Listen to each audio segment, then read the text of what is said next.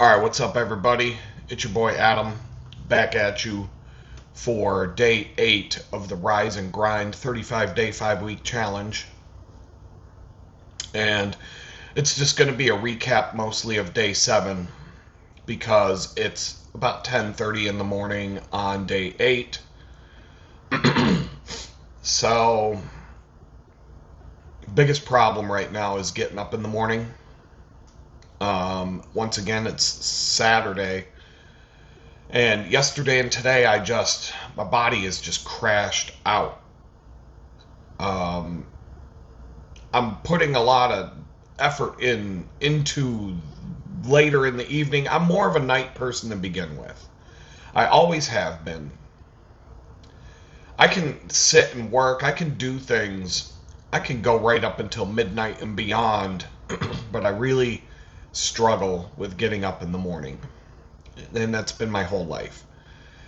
If I absolutely have to get up, drop dead, y'all watched me get up at 5 in the morning, day after day after day, hop on a bicycle, go on a 25-mile ride, work at a bakery job for 8 grueling hours, get back on a bicycle, ride 25 miles to get home, prep everything to do it again tomorrow and do it again tomorrow. So it's not like I can't do it.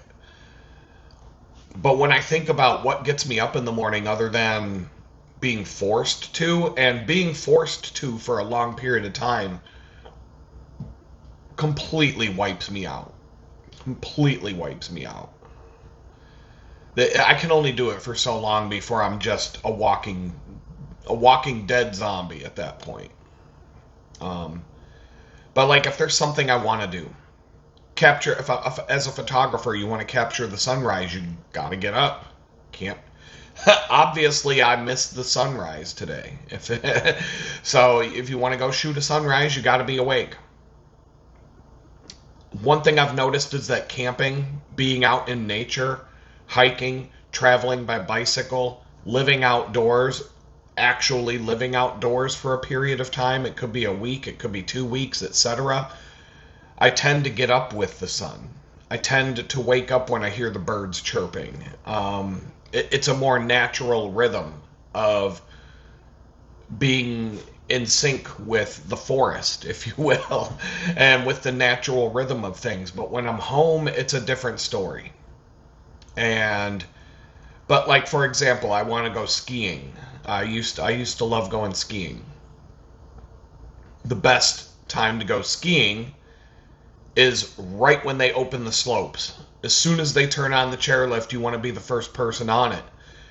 If you're the first person going down the mountain, you get to make your own tracks. You get to, if it's a groomed trail, you get, corduroy, the corduroy texture from the grooming machines. If you're a backcountry skier, you're going to get the fresh pow. You're going to get the best skiing possible first thing in the morning. You get to carve your own path. There's going to be nobody out there. You can go as fast as you want. You can do whatever you want. The worst time of day to go skiing is from about 10 in the morning until about 5 in the evening, because that's when the Griswald family with all their kids and all the suburban douchebags show up to crowd the slopes, and that's when you go to the Foggy Goggle and get your drink on, and then after 5 you get back out on the slopes and everybody's gone. All the Griswold families went home for the night. All the kids got to go to bed soon, and now the night skiing is out. Now you got the teenagers, you got the party people, you got the snowboarders sitting on the side of the trail smoking a bowl. There'll be more people skiing at night than early in the morning, but it's way more enjoyable until the slopes shut down. I'm usually being chased down the slopes by the ski patrol at the end of the night. Hey, one more time, and you're stranded. If it's a mountain where the parking lot's at the top of the mountain, and you're skiing down to the bottom, you definitely don't want to be at the bottom of the mountain when the lift is off. That's a long hike to go home. But if you could squeeze one more, if it's the opposite where the parking lot's at the bottom of the mountain, you can squeeze out one more chairlift up to the top. Boom, take it. That's the best time to ski. But I could get myself up at 2 in the morning sometimes to go on a 4-hour drive to be the first person in at Snowshoe, West Virginia, or one of the mountain range, one of the many ski slopes down there. 4 in the morning if I'm going someplace that's a couple hour drive from Pittsburgh. There's been other things. Like if I go on a trip and there's just something that we want to do, but you got to be up and at it to get it that day, we'll do it.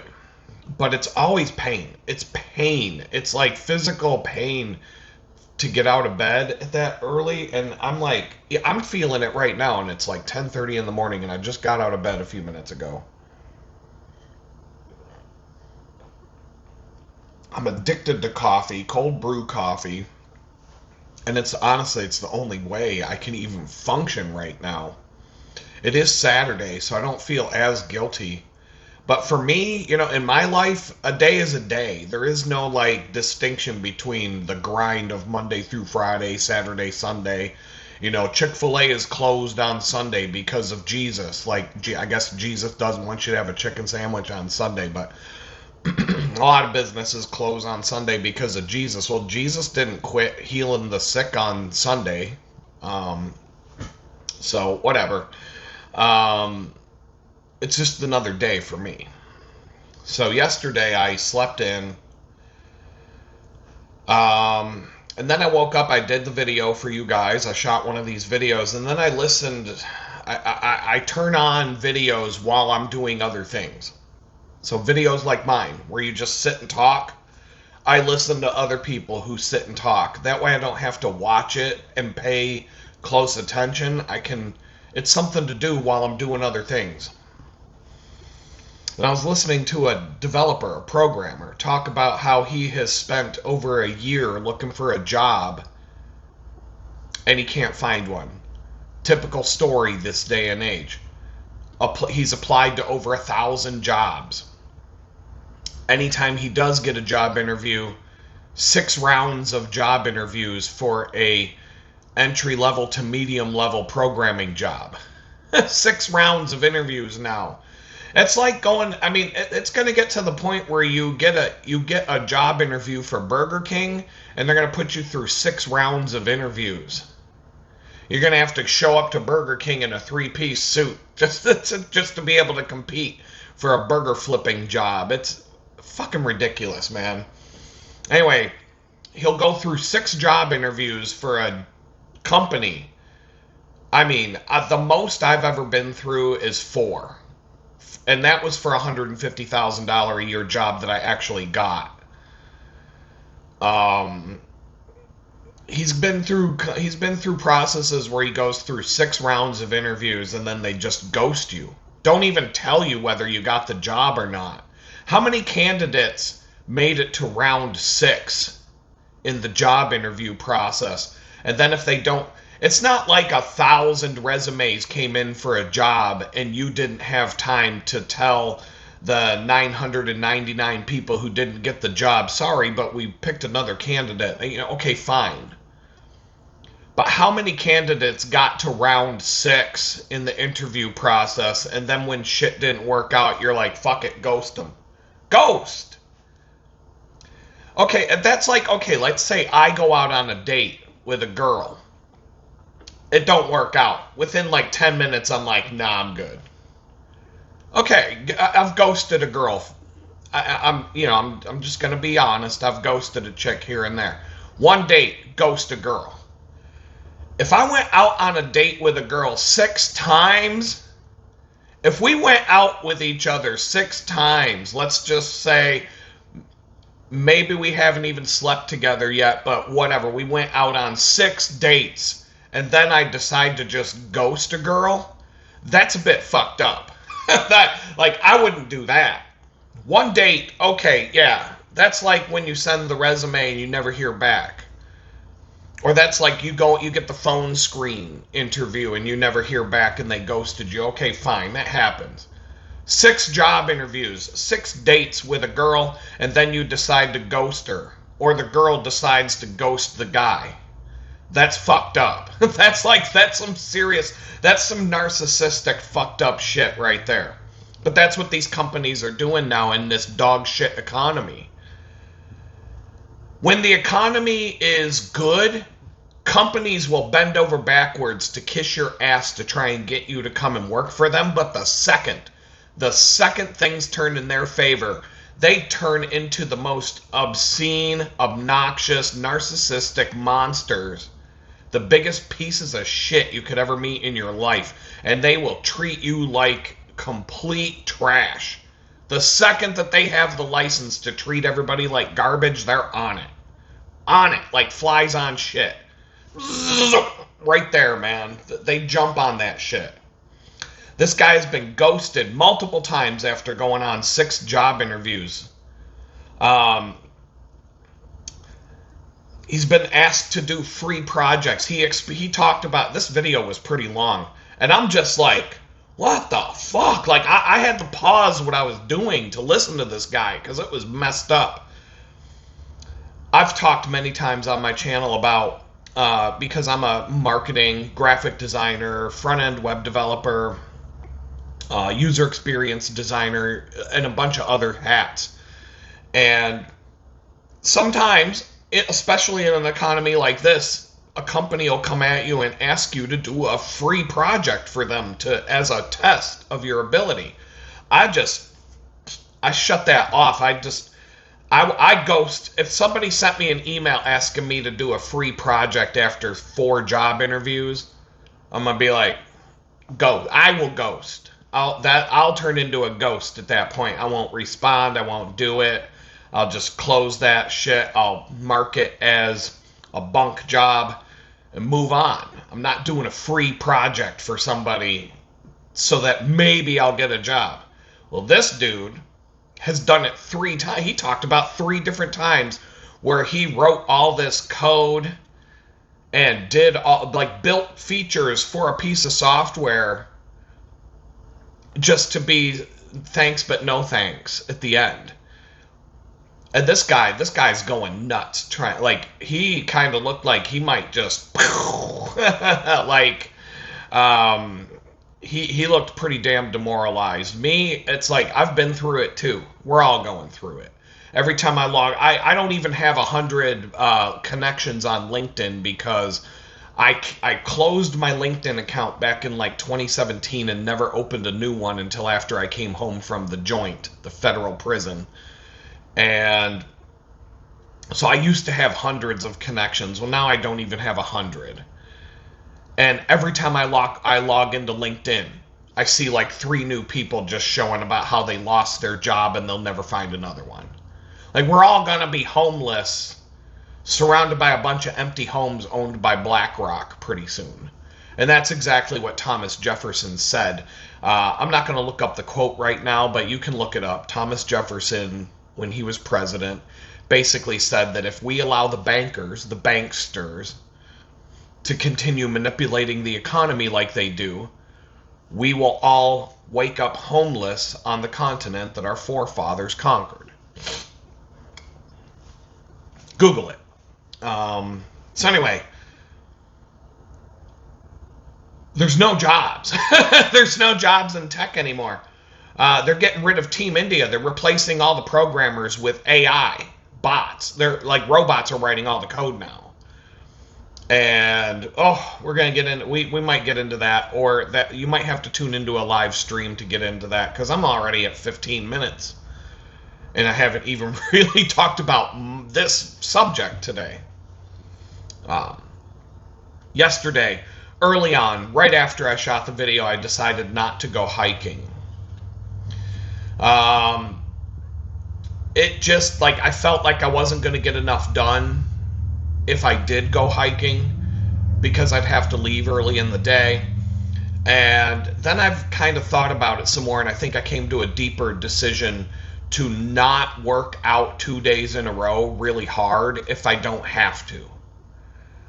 So if I go do the 50-mile bicycle ride on Mondays, work at the bakery for 8 hours lifting 50-pound bags of flour and boxes and all that stuff, ride 25 miles home, then I'm not going to the gym on Tuesday. I'm not doing anything on Tuesday. Probably not Wednesday either, because Thursday seems to be my day for that. But Thursday when I go to the gym, I'm doing it for like 4 hours. 45 minutes on the rowing machine, an hour-long spinning class with a half-hour break in between to go do like 1 or 2 quick. I did 4 quick sets of back extensions on a special bench.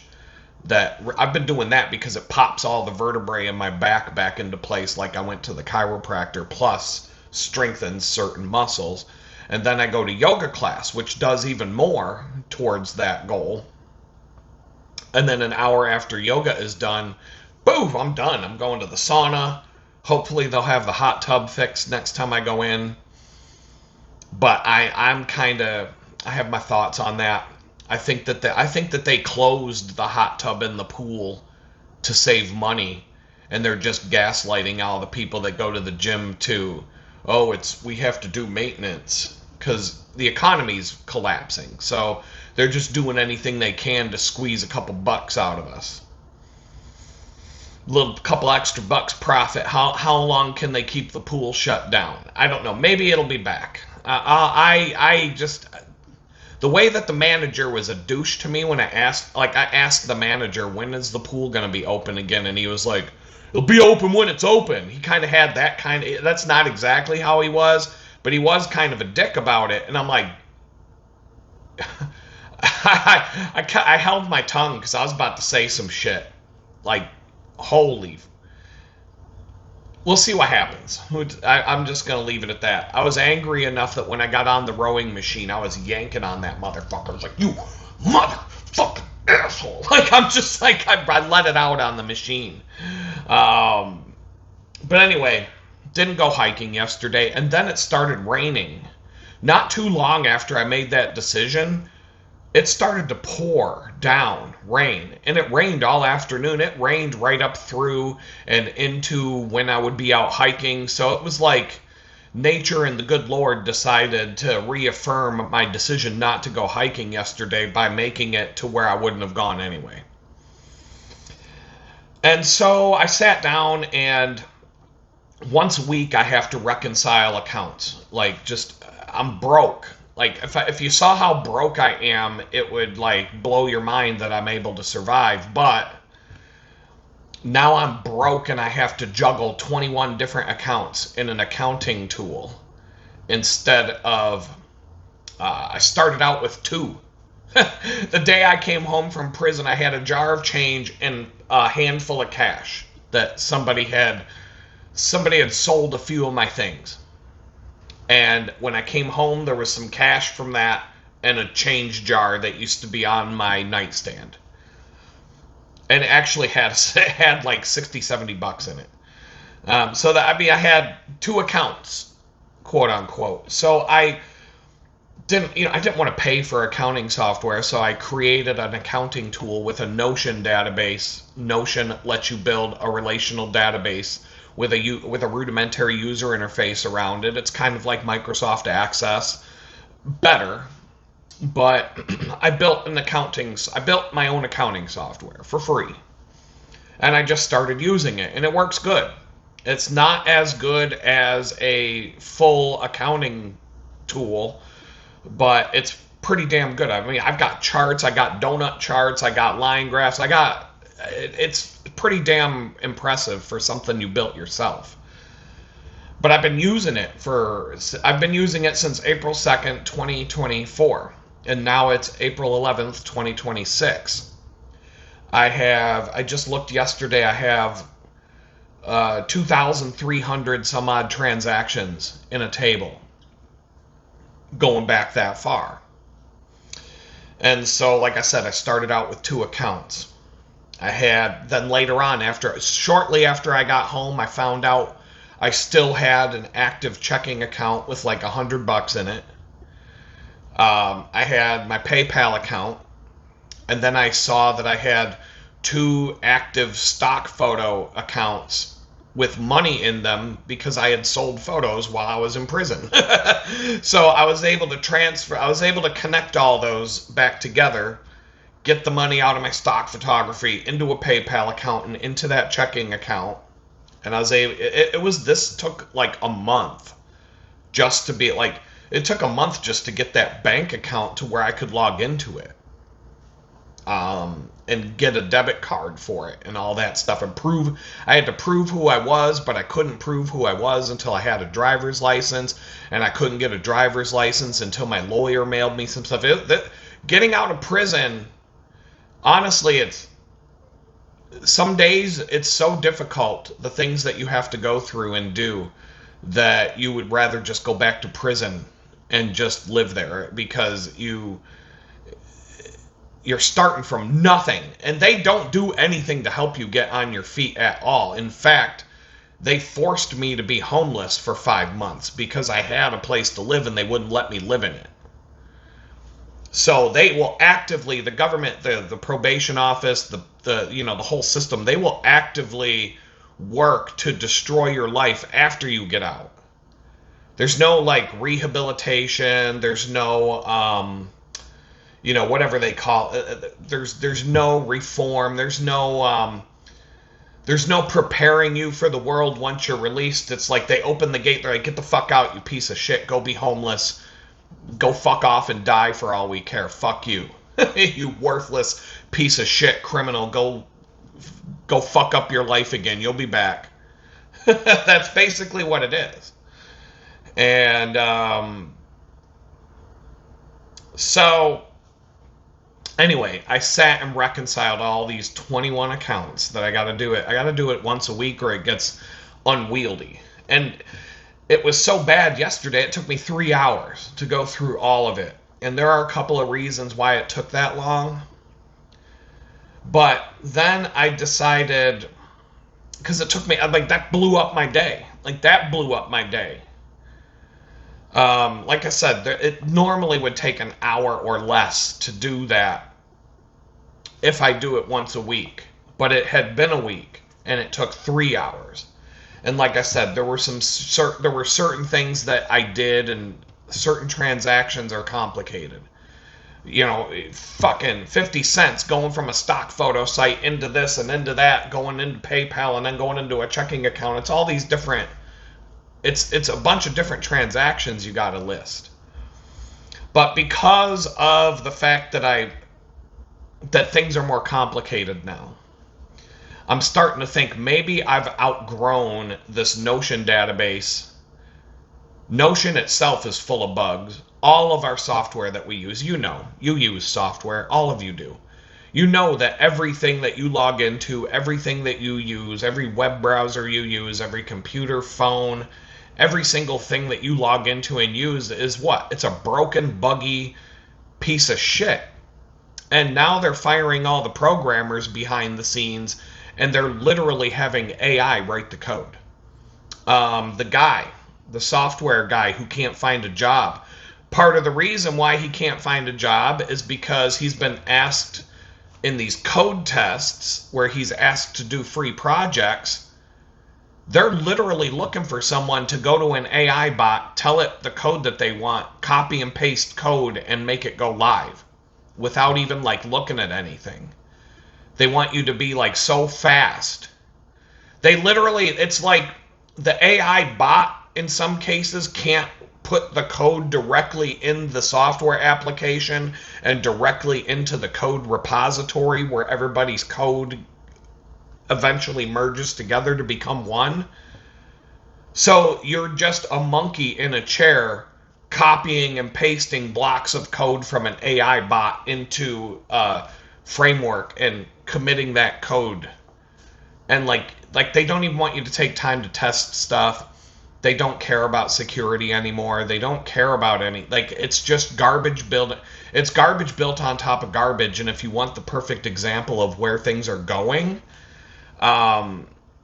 check out the movie Idiocracy and when they get to the part of the Great Garbage Avalanche of 2505. That scene, look that up. You can watch that on YouTube for free. Go to the Great Garbage Avalanche of 2505.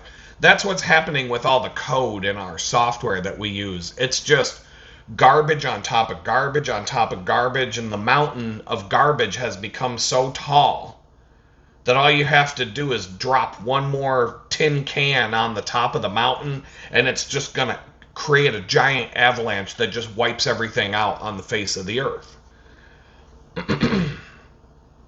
So I reconciled my accounts. It took 3 hours, and then I decided to research, because just willy-nilly picking a new accounting tool is not easy to do, and it's not.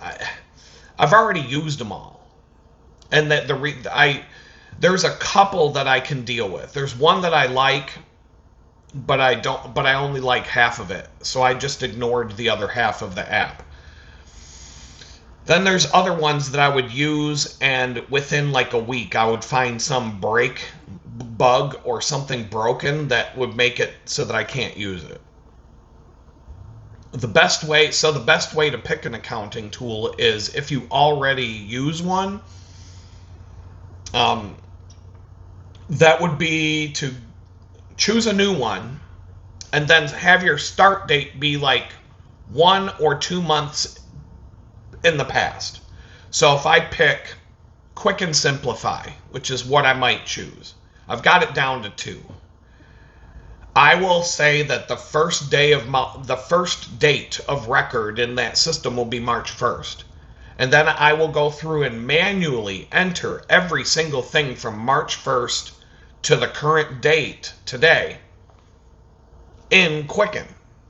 And I will go just line by line by line and do everything, set up every account, every transfer, mimic every single thing that I've already got in my current one.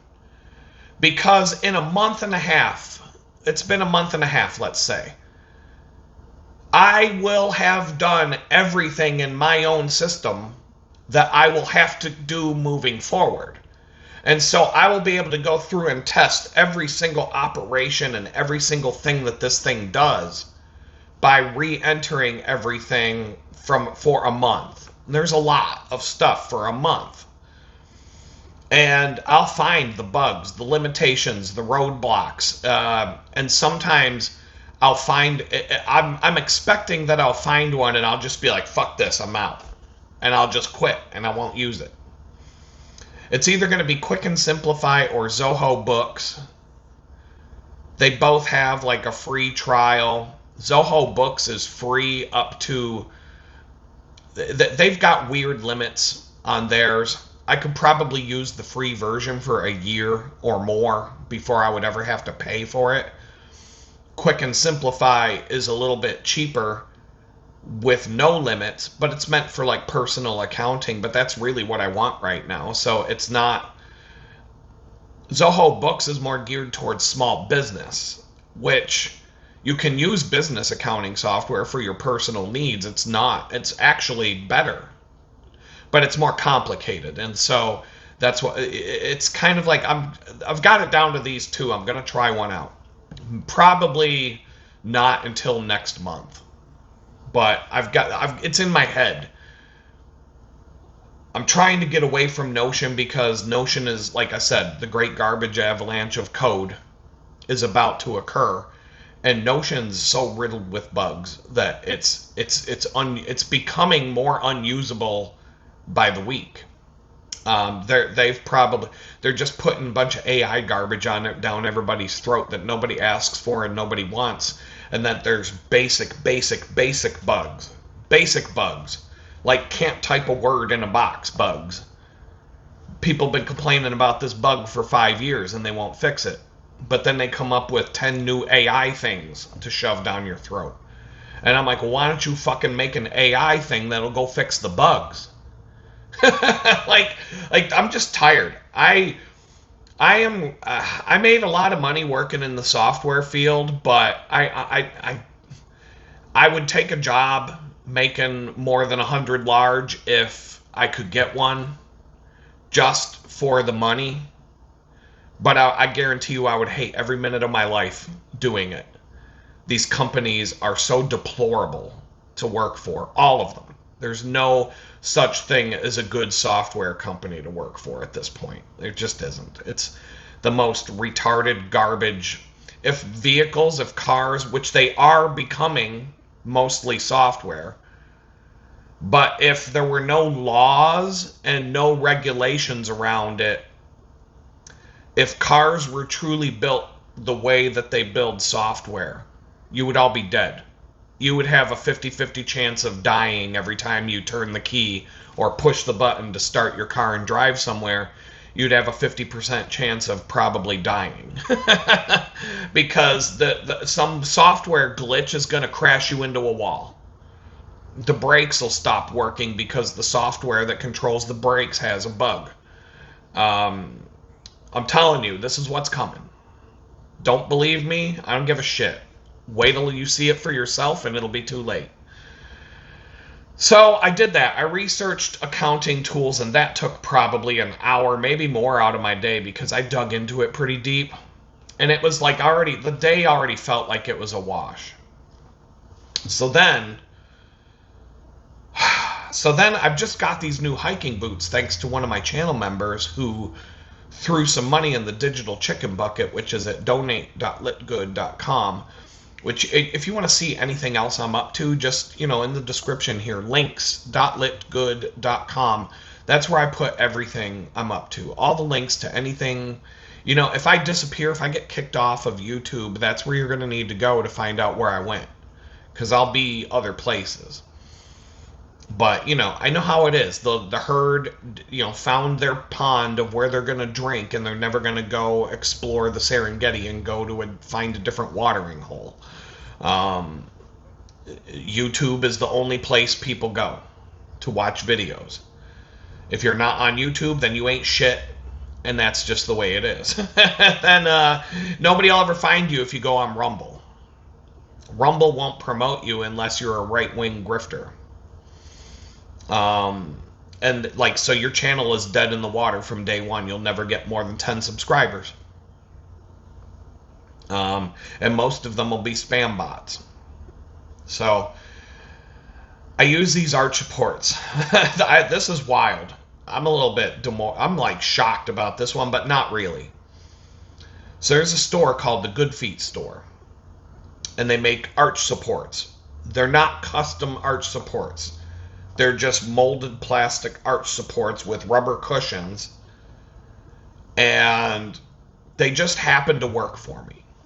So I found my original receipts because the arch supports that I have, they have a lifetime guarantee. Every 3 years or so, they're like a springy arch support. I can't explain it any other, but it's like a spring under your arch.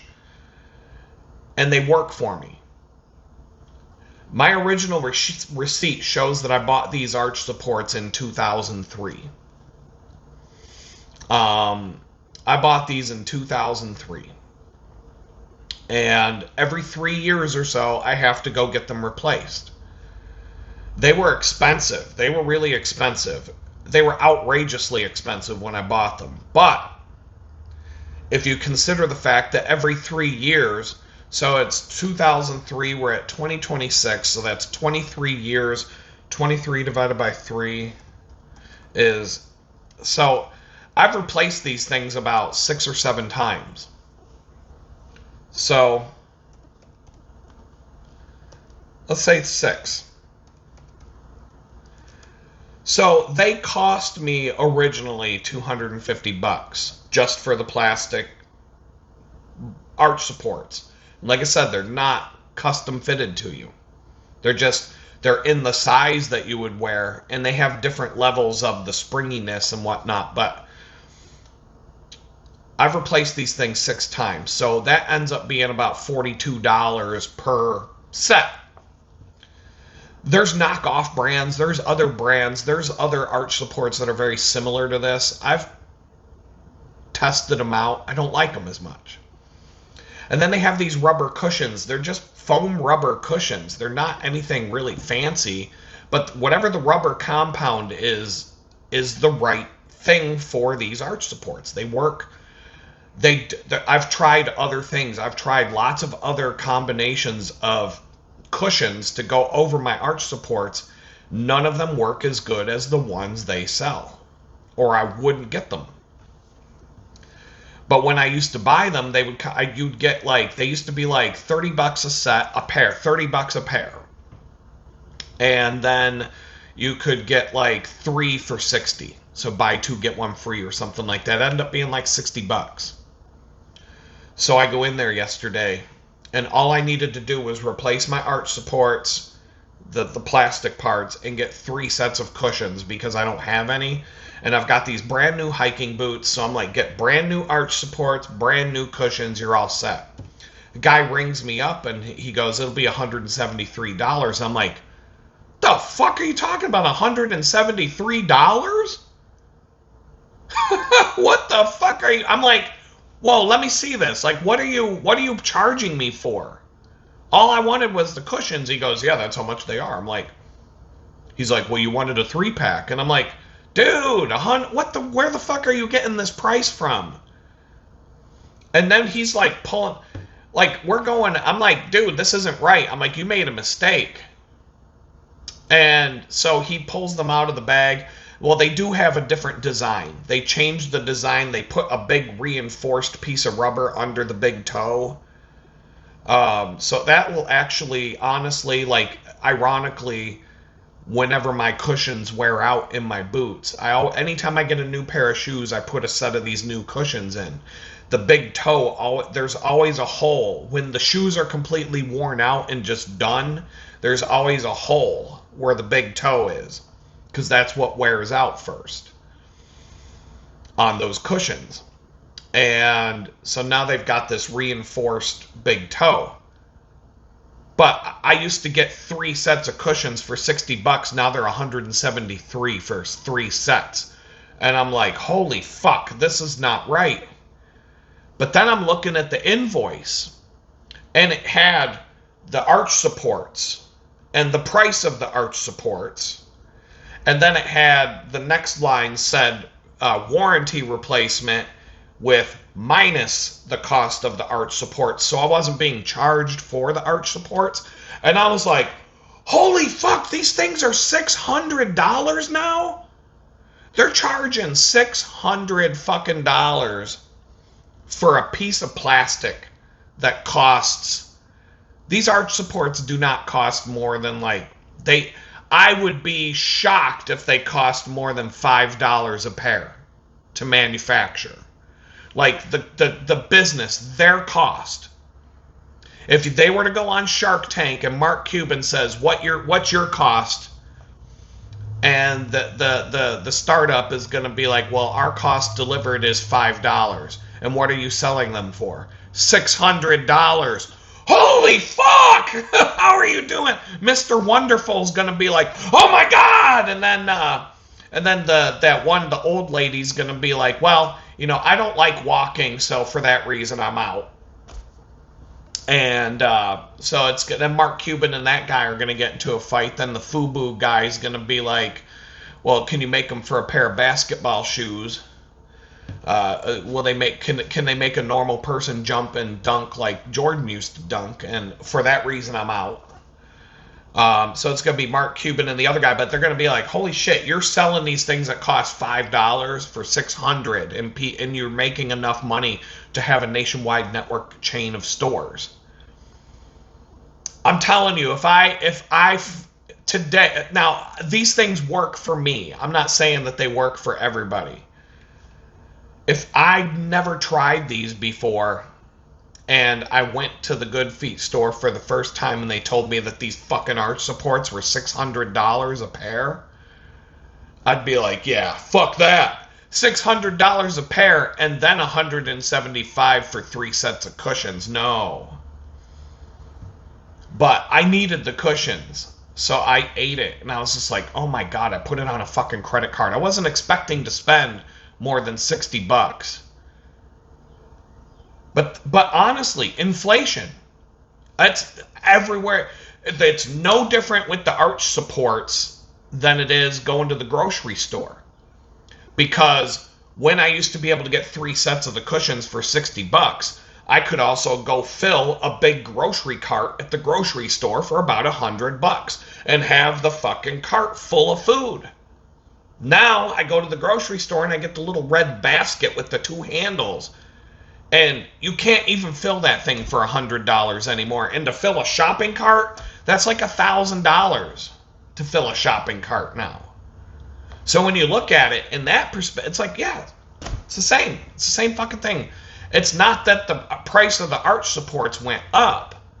It's the value of your fucking dollar bill is in the toilet. It's down. And, because it's all controlled by this thing called the Federal Reserve Bank, which is, A, it's not part of the federal government. It's a private bank.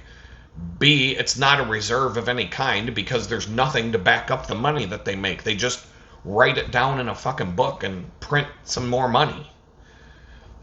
And so from 1913, when that thing was created, until today, 2026, the dollar has lost 99% of its value. And I keep asking the question over and over again.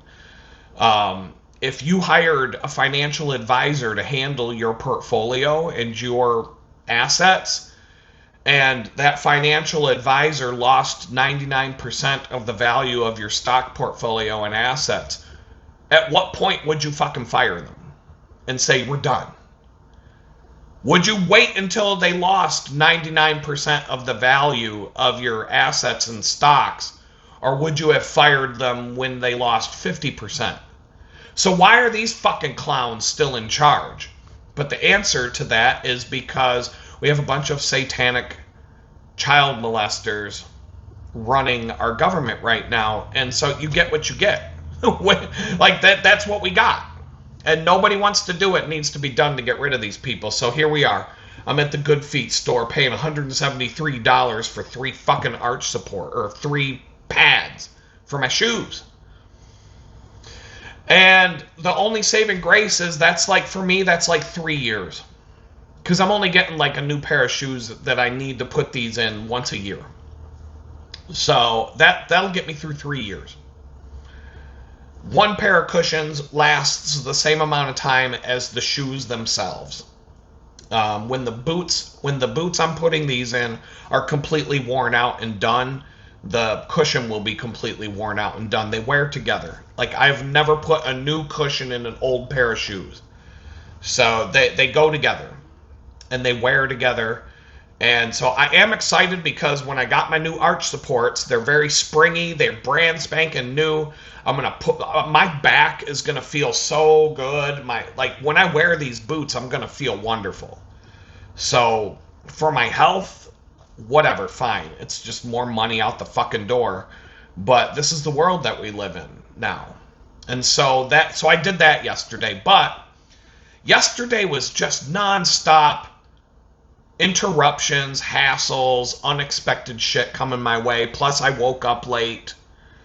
And so what should have been a 15-minute drive to the Good Feet store and a 15-minute drive home, plus the 10 minutes I was there. That's all I wanted to do. 15 minutes, 10 minutes in and out the store, 15 minutes to come home. I wanted to sit in front of my computer and jam on some stuff. Turned into a 3-hour drive.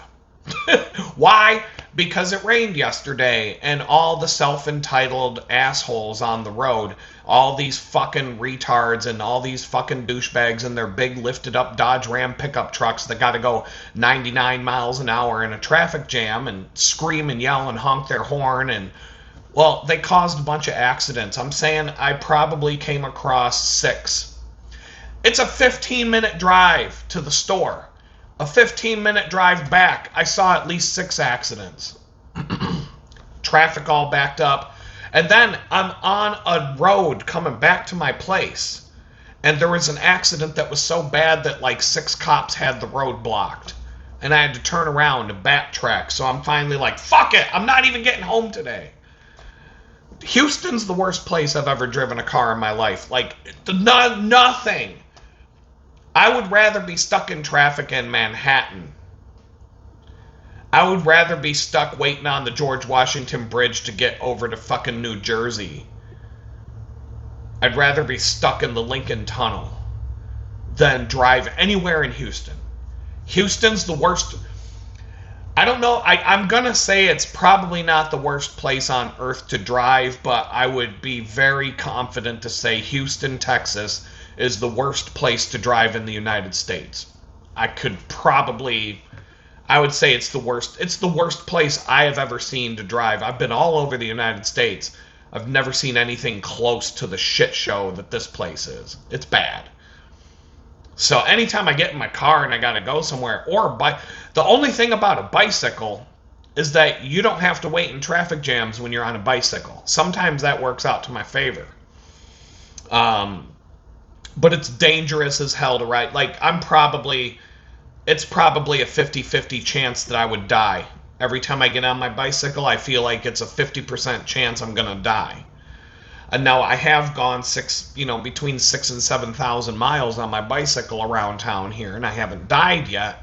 But every time I get on the bike and get on these roads, the probability of dying is about 50%. So it's just skill of the bicyclist that keeps me alive. I would not recommend bicycling anywhere around Houston unless you are able to. If you got to be a different kind of biker to do it. You got to be an angry, aggressive motherfucker who isn't going to put up with anybody's shit, and you can't be scared of someone trying to run you over in a lifted up Dodge Ram pickup truck because he's angry that you're going to make him get home to beat the shit out of his wife 2 minutes later than he otherwise would have because you're in his way. I don't give a shit about doing this to that guy as much as anybody else who honks at me on the road. And, if there's no shoulder, I get in the middle of the lane because that's what you're supposed to do. But most people can't handle it. Most people can't handle it. You got to be an obnoxious dick who has no fucks to give at all to be able to ride your bike around here. It just happens to work in my favor. So it's a 3-hour trip now. Literally, I left at 3 in the afternoon. It's like 6 o'clock now. And I'm still not home. I'm like, what the fuck? So I'm like, fuck it. I'm going to go look for some plants. I had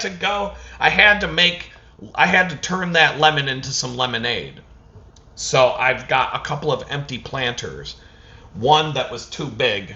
And I'm like, that would be perfect for the right size snake plant to go in my living room in this very specific spot where it'll fit. I go to a store that sells plants, and Lowe's. 40 aisles of plants, thousands and thousands of plants, not one single snake plant in that whole fucking store. So I'm like, okay, right across the parking lot is Home Depot, but it's like a 10-minute drive because you can't just drive. You can see, like, you leave Lowe's. There's Home Depot right there. But you can't just drive there. The parking lots are right next to each other, but you know how they make these parking lots in suburbia now. You have to drive out to the road, make an impossible left-hand turn, drive down the road, turn back into the thing, and wait. So that was a 10-minute drive just to go to the place that I could see. I could walk there in 30 seconds, but, why would I want to do that? And mainly because I didn't want to have to carry a big giant fucking snake plant across, back to my car at Lowe's. And so I go to Home Depot. They had a really nice one. They had a bunch of them. They had one that was like, pow, grabbed it, put it in my cart. Then these stores are so gigantic. I had to find like 2 other small things. That turns into an hour-long nightmare trying to go around this gigantic maze.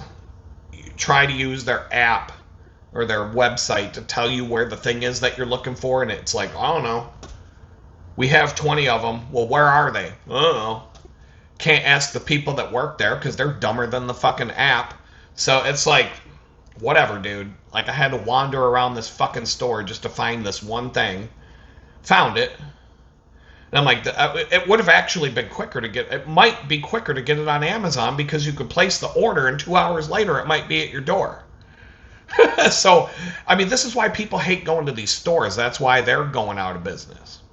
Because, they make it a miserable experience to go shopping now. It's so miserable.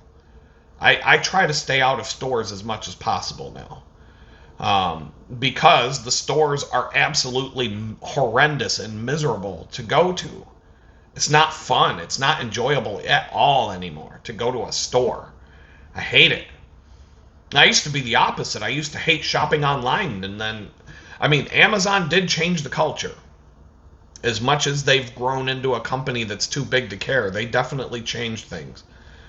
Because I cannot stand, if I need something now, I'm like, do I have to go to the fucking store, or can I just get it online?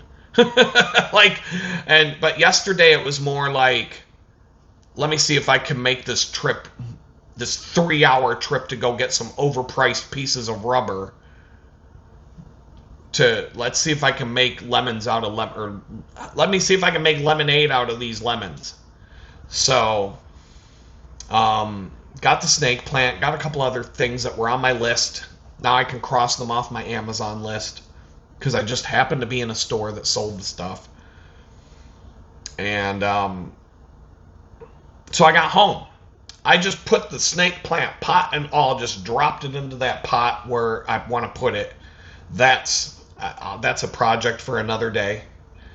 But it fits perfect. It looks great in that spot. It was like the exact size, shape, everything was perfect on that. Good job there. And then I decided to like pick up a couple of, I picked up rosemary and basil seeds. And so I'm going to try and start an indoor/outdoor herb garden. Portable herb garden. So that's another thing I've been thinking about. But I'm going to start with rosemary and basil because I like both and I will use it. So I'm going to take these little planters that I've got and I'm going to put some rosemary and some basil seeds in them. And I'm going to set them out here to germinate and start growing. And then I'm going to put them in a good light. You know, I've got pretty good light here in this kitchen. Different places I can put things. I'm just going to let them grow to a certain point. And then I'm going to take plastic storage tubs. I've already got one beat up old plastic storage tote that I don't like under the house here. Just sitting there. And so I'm going to start with that one. And then I'll just go to like Goodwill. I'm just going to look for like cheap boxes and containers that I can fill with potting soil, drill holes in the bottom for drainage, and make portable garden beds for herbs, peppers, whatever it is. But I'm just going to start simple. I'm not going to, because you can grow pretty much all year round here. Except for like, you know, we get a little bit of frost from like October. It starts getting cold here, and I would say it starts getting cold like Thanksgiving, from like Thanksgiving to St. Patrick's Day is the window where you might. But so what I'm going to do is I'm going to plant stuff outside. I'm going to transfer stuff to these outdoor garden things.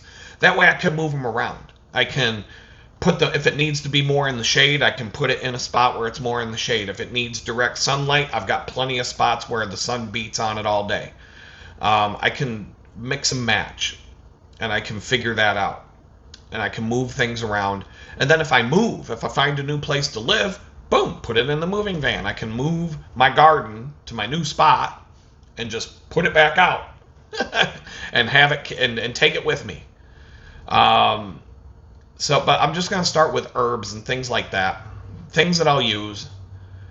And then as the cold weather starts to come, I'm just going to take some clippings from those and bring them back inside and make sure that I have enough growing indoors so that I can still pluck off of them and still use them. And so I don't know how that's all going to work. It's an experiment. And I have a black thumb. Like I'm not a gardener at all. Like I've got I got a plant the other day that's already dying. And I'm like, what did I do? And I've got another one there that like doesn't want to. I've got another one that like one day it looks like it's about to die. The next day it looks like it's going to pop and thrive. Then it looks like it's going to die. Then it looks like it's good. Then it looks like it's going to die. I don't know what it's going to do. And then I got this other one where 2 days ago it was 2 leaves, and now all of a sudden this big leaf just showed up, and it's like this freaking big, and it's like, yay, and it's like that one's going to be crazy big. But this one's only like this tall, but I've seen some of them that are like 25 feet tall. So this thing can grow and grow and grow. I'm hoping that I want, and it will fit. If I'm still living in this place when it's 10 feet tall, it'll fit in here, because they don't get that big around. They just grow straight up, and they're real skinny and tall. And I'm like, that'll work. No matter how tall that one gets, it'll still fit. And so this is where I'm at. Like, and then that's all I did. I came home. I came home yesterday. I felt like I just fell apart physically. Felt like I didn't do anything useful. I started debating on whether or not I would go to the gym, and pretty much made up my mind not to go to the gym today, hoping I would get up earlier. But it's not even noon yet, and I can sit down once I'm done with this video and stuff, and I can, grab a little snack, grab some more coffee, I'm awake and like ready to go. I'll be able to sit down and bust a move today and get some things done that I wanted to do yesterday because I didn't go to the gym. If I had gotten up early and went to the gym, I would still be at the gym right now doing yoga class, but by the time I got home, I'm going to be wiped out and probably not do much for the rest of the day. So it's like a trade-off. I'm trying to think. So yeah, I mean the buggy software, the roadblocks took 3 hours to do something that should have taken an hour, and then that was at home, and then I went on a 3-hour drive which should have been 45 minutes, and so I just turned that into another outing that I wasn't planning on doing, but just did it since I was out there, and I needed something to take away the insanity from. I needed two things. I needed to get rid of like the anger of being stuck in traffic for 3 hours for a 15-minute drive, and also I just needed to stall the clock, because when I got out of buying the plant and the stuff I was doing, the traffic eased up a lot, and I was able to just go straight home without sitting in any traffic at all. And so, because it was like 7 o'clock at night, but I had left the house at 3. And so,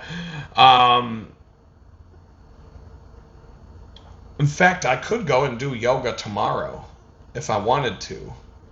I think the yoga teacher said something about she's doing a Sunday class now there.